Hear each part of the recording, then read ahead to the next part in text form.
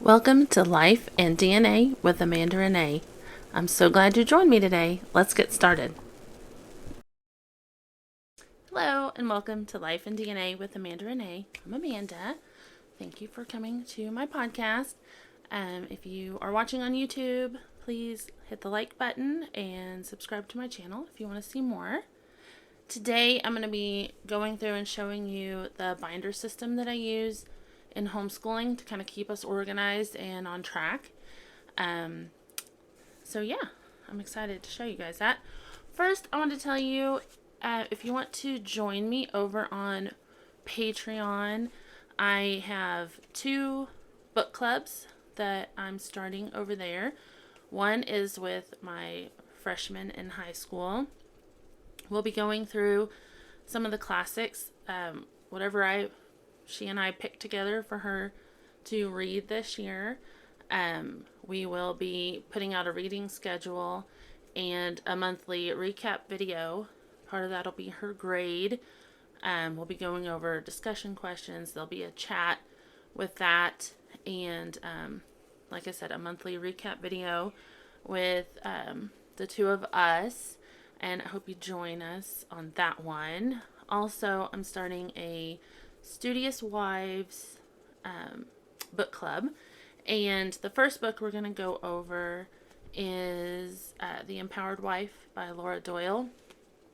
I have read this on an ebook last year and loved it, but I'm like a physical book kind of girl. I like to underline, highlight, write notes. And we'll be going through this book. We're starting that. Both of those we're starting up next week. And I'll have a reading schedule for this also. But this one I'm going to do every other week. I'll do a video and have questions and go over things. And I just kind of hope that you join me and go through those together. The high school one is $5 a month. The wives one, because it'll be every other week, will be $10 a month. So yeah, I hope you join me over there. On the high school one, we're going to be starting out with The Count of Monte Cristo, the unabridged version. That one, I found it on iBooks for free. My daughter's trying to find it through the library app, the Libby app. I haven't found out whether she found that or not yet. But I don't think it's $10-12, I think, on Amazon, somewhere around there. I'll probably end up getting a hard copy of that eventually. The Empowered Wife is on Amazon. Can't remember how much it was, but it wasn't very much, probably under $15. So, I hope you join me over there. Yeah, every year for homeschooling, I showed you my planner. I have a planner for each kid because I like to have room to write. My vision, I have astigmatism, and so I can't have it just a jumbled mess. Some of the planners have it where, some people use them for multiple kids. I've tried that before, and it just doesn't work great for me. I like to have room to write out what I'm doing. Like for my son, he has 8 classes, 8 courses. 2 of them are only a few days a week. And so I got to write. So everything he's going to do Monday is listed there, through the days of the week. And then so I have another one of these on order for our daughter. And I'll put the same thing. Everything she'll have to do Monday will be all in one little column. But I like to have room to write little notes and stuff. Or like with my son, some of his classes have to go 2 in a section. Because he has 2 grammar courses right now. So I like to be able to write. So each kid gets their own. Also, our daughter's in high school, so she needs access to herself. I just fill it in typically, and then she just takes it for the week and checks off as she does it. With with her being a freshman, I'll be a little more hands-on with her than I have been the past few years, and I'm going to try to be a little less hands-on with our son. But, so each kid has the planner, and that tells them what they do each day. But I set up binders. I have a binder for each kid for me, and then each kid has their own binder with the stuff that they need for the year in it. At the first of each binder set, Master Books has a cumulative record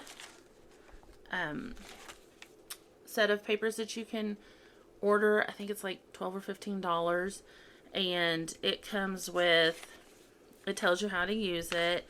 There's a place to write all the kids' information, what they look like. There's places for pictures.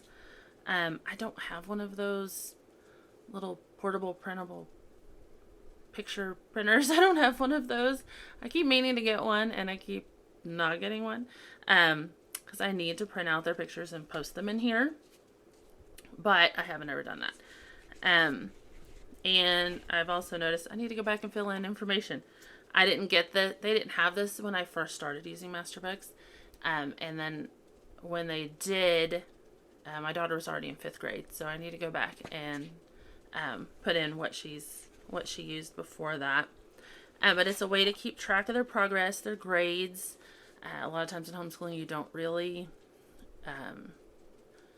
actually grade things. Now that she's in high school, I will have to. I started doing that a little more. She had a lot more quizzes and things like that last year, so she did actually get some things graded. But I typically like to just go over things with the kids, and I check it, and anything they missed, I go over it with them to make sure that they really understood it and got what they were learning. So then they kind of end up making 100 after that. So the grading system's kind of a work in progress now that she's in high school. But anyway, there's a place to put their grades for the semesters and their final grade, the curriculum you used, books that they read during the year, how many days they attended, which legally it has to be 180. The way we homeschool, there are days that I could count as schooling, like field trips and things that they do, things that public school would count as schooling, but we do physically 180 days of book work, so I count that. They actually get way more days of schooling than that. But as far as book work, we do 180 days of that. It has a place to put academic strengths and successes, academic challenges and goals, and physical growth. You put their height and weight, hours of PE for each semester, physical strengths and successes, physical challenges and goals. They do a spiritual record because it's a biblical curriculum. Bible apologetics resources used, spiritual strengths and successes, spiritual challenges and goals. And you have a social record, the extracurricular things, whatever club, sports, travel that you did, enrichment, field trip, events, social strengths and successes, and social challenges and goals. And I try to fill that out for the kids every year. Let's see. There's also a transcript in the back, a certificate of completion, reading lists, science lab report, and there's a bunch of different things like that. Yeah, so I'm going to be, now that she's starting high school and having credits, I'm going to be filling out the transcript because let's see, I can just show you. They have a blank transcript to fill out. And so you put their gender, the GPA, the total credits earned, and then break it down by the different categories. And then if they took any achievement tests, what they made on there. So yeah, I'm going to be filling that out for her because that's coming up. Oh gosh. It goes so much faster than you think it's going to. But anyway, and then in the back they have a sample of how to fill out the transcript. So they even help you with that. And there's objectives by grade in the back so that you can kind of see that they're on track. And then they even have some scriptures. Okay, so after that, I have different tabs for each of the classes that the kids take. So for our daughter, she is taking 6 different classes. And grammar is first. I always have the schedule. Masterbooks always has a really great schedule at the beginning of every teacher guide. And so I pull those out of the book. I put them in my binder for that subject. And I like to have them all in the binder because every Saturday or Sunday, I will take the planners for the kids, the binders for that I have, and write out the schedule. I'll check mark what we did the week before and check it off, write in any grades that I need to, and then get the planner out, look at the next week, and fill in the schedule for the next week. And it's just easier for me to have it all in one binder instead of them having to bring me all of their books and go through each book. So I pull that out and put it here.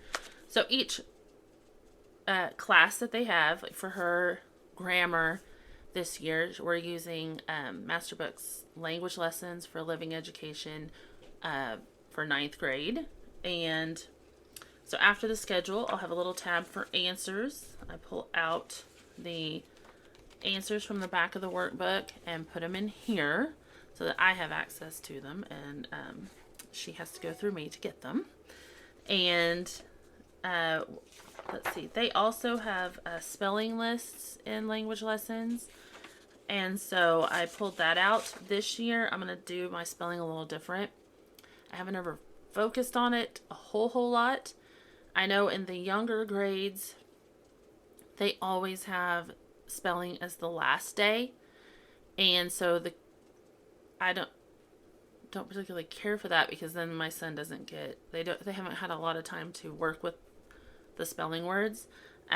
So this year, and I've put a special note in my planner to make the kids a list. I noticed that for the high school they have spelling on the first day now, and then they work through those at least twice. I think the first day and the last day.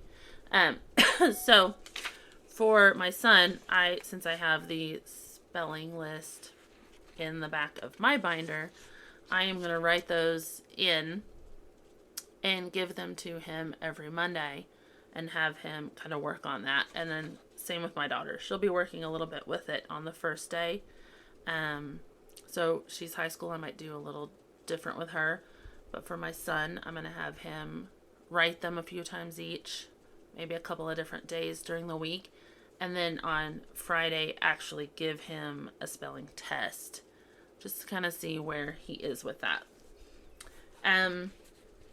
I usually have a tab, the courses that have quizzes, I'll have a tab for that too. So like math, I have the schedule, I have the answers, and then it also has quizzes and tests. So then I'll have those so that I can hand them out as they come up on the schedule. Another reason it makes it nice that I'm in charge of the schedule. At the end of the year last year, we got really busy planning vacation. I got sick right before that too, and so my daughter was writing her own schedule, so a couple of quizzes got kind of overlooked because I wasn't the one checking for that. So I'll be more hands-on with that for sure, just because I don't want that to happen again. Some courses like history, they have review sheets instead of quizzes, and so I have that in here. The answer key. She's also doing anatomy. She has 2 different sciences. One because they have so many great sciences to pick from. And so she was only going to have 5 courses if she didn't do another one. So she chose to do another science. So she is doing let's see, what is the name of the class? Introduction to Anatomy and Physiology, Part 1. She'll do Part 2 next year. So she'll be learning about the musculoskeletal system, the cardiovascular and respiratory systems, and then the nervous system. So again, I have the answers tab. Now, because this one is broken up into 3 different sections, I put little flags on the ends of the quizzes so I'll know, and I can just turn to that as they come up. Same for the answers. I usually put a little tab for the quiz and test answers in the back so that I'm not searching for it every single time. Label the quizzes and tests the same way so that I can flip to them quickly. Her Bible course this year is Foundations in Worship. So she's going to be learning about different hymns, who wrote them, why they were written, what they mean, learning how to study that. And then she has to give a presentation over each one, play it for probably her brother and I, and give a presentation for that. So again, that one has answers, tests. Oh wait, it didn't have tests. Just answers for the fun little quizzes at the back. She's also doing her second science was a survey of astronomy. She's always been interested in astronomy. Again, that one uses several different books, so I had to kind of tab that a little bit. And then that is all the courses that she's taking. So that is basically what I put in my personal teacher binder. And I make one for each kid. And that way I can just make my schedules for the week pretty easy. And then for each kid, I also make their own binder. This is the one my son picked out. I love, he's 5th grade and still picked out. Cute little teddy bear. That's adorable. I put a couple of folders at the front for them to save their work. Sometimes I'll just put I'll laminate. This was left over from last year, the periodic table, in case it comes up. So he had cursive last year, and he's really, really good at writing in cursive. I was very surprised with him being a boy. But that's just a template so he can remember how to write the letters. And it's laminated so he can just use a dry erase marker and wipe it off and keep up with that practice. I like using, especially for theirs, I think in the teacher binder that I have for my son, because there's usually more papers that I have to keep up with than there are for our daughter. I like these little, they're tab separators, but they also have folders on the front and the back so I can keep papers. But I do that so they can keep, I have that for them so that for each subject, if there's quizzes, and especially because my daughter keeps up with that for herself, they can either stick them in the pocket or put them in the ring binder if they want.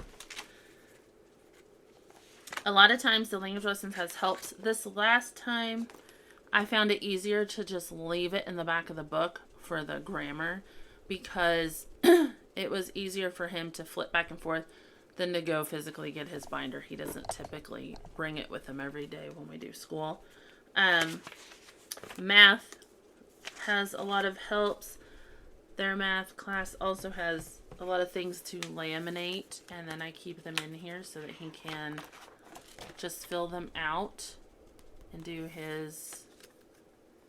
They had the multiplication grid, common factors chart, which he will be starting soon. Reducing fractions, going from fractions to decimals to percents, least common multiple, least common denominator charts, things like that, that he'll use over and over throughout the year. He was a grade ahead in math for years. Last year, I kind of stopped him towards the beginning. I want him to really get his multiplication tables down before we move forward, because he'll be doing a lot of the factoring and the common denominators and things like that. My daughter struggled because I didn't focus on memorization with her multiplication tables, and I believe she had a little harder time with those things. It didn't come as quick to her because she didn't have it memorized. So I want to try and focus on that with him. So we're going to take a few weeks, review that, get him up to speed, and then catch back up to where we were. And then he'll just be on track with math from now on. Unless he gets ahead again. And then, so I go through and I have, like I said, a tab for each one of his classes. And at the back, I have just blank paper because they're always needing that. And that way it's easy for them to get to and kept nice and neat instead of being in a drawer somewhere.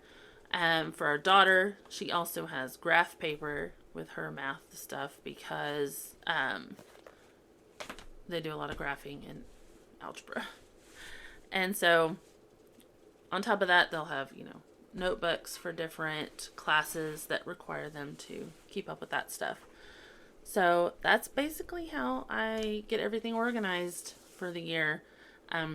It's always fun and kind of like Christmas for me, going through the books and seeing what we're going to kind of be learning for the year and getting everything ready.